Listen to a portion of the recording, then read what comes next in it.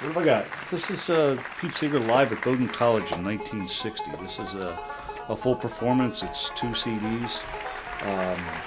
From our archive, Jeff Place, our archivist, listened to a lot of Pete Seeger concerts, and this one, just the audio quality sort of stood out as being kind of crystal clear. This is the actual tape.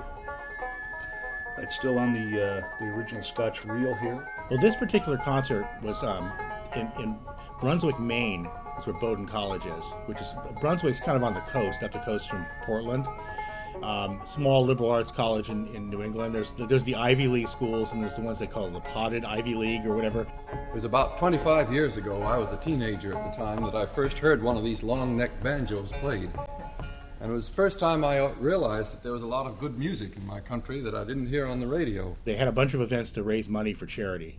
And there was a guy, Joel Sherman, who ran the Campus Chest event, who I talked to. So their big, the big act among many acts during the week was Seeger showing up for this afternoon show. Was you ever in Quebec, bonny laddie, Elan laddie, stowing timber on the deck, my bonny Elan laddie, hey ho, away we go. What's important about this show is to sort of understand what Pete was like at this time period, where he was very, very influential. I mean, this is the prime period of Pete Seeger's music. And to catch him live, at that point playing, this well recorded is kind of an amazing historical item. You can almost hear his fingers scraping on the banjo strings.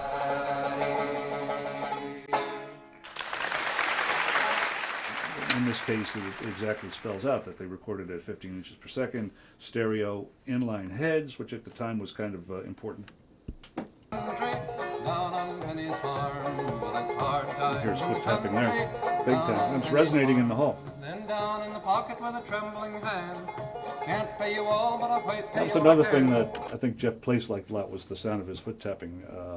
It certainly doesn't interfere with the musical sound, the way he keeps time, the way he keeps the rhythm going. So I guess it adds another dimension to it. In the 1950s, Pete Seeger and the Weavers, the group he'd been in the early 50s, who actually had a #1 hit in the nation with the song "Goodnight Irene," all of a sudden ran up against the McCarthy hearings, and they're all blacklisted and couldn't work. They couldn't play clubs. No big label would hire them. The Weavers were a very famous band in the early 50s, right? So people were looking at him as being like, "Oh, Pete, he was a member of the Weavers. He's a guy who used to be in the Weavers, kind of like someone used to be in the Beatles, Paul McCartney used to be in the Beatles, You used to say Irene was a real person. She said she was 16 years old and she had the misfortune to meet up with a rambler and a gambler. You caused me to weep, you caused me to mourn, caused me to leave my home.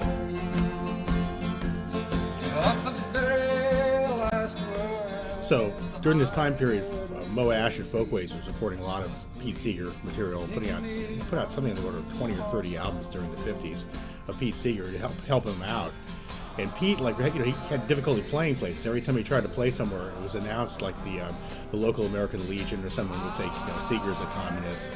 They picketed, or they get onto the city fathers, and the thing would get canceled and stuff.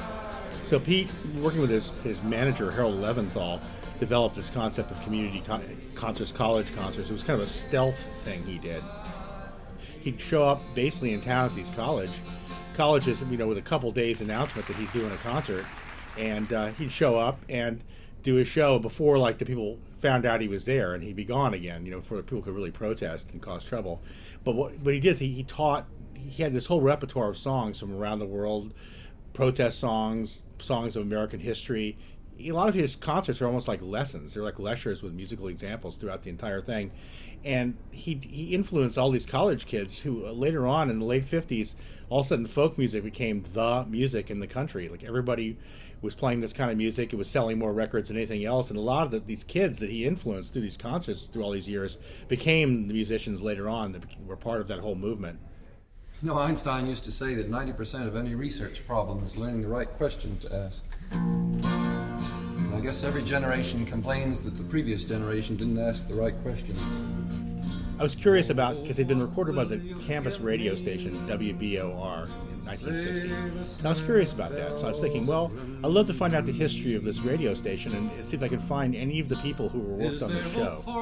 So there was a nice fellow named Mike Halmo. Fortunately, he was helping me by going and doing some footwork research for me, going to the alumni office at Bowdoin and talking to people, and managed to fix me up with, I think, 4 or 5 of the students who actually recorded the show and worked on the show in 1960.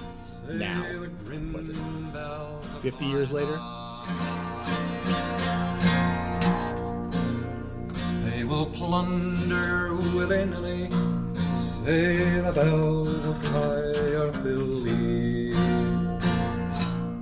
They have Well, I know that Jeff Place, who compiled this and produced the recording, is wanted it to be a full concert. Yeah, there was a thought of maybe editing it down to a single CD, but it's just such a warm-sounding event that it would be really a shame to lose any of that. He works with the audience. It's not just up there playing to satisfy himself and hope that folks like it.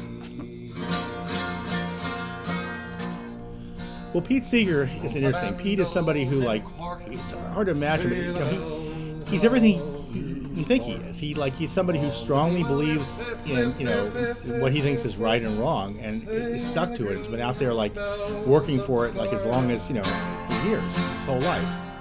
Why so worried, sisters, why sang the silver bells of why? Oh, what will you give me? Say the sad bells of Limerick.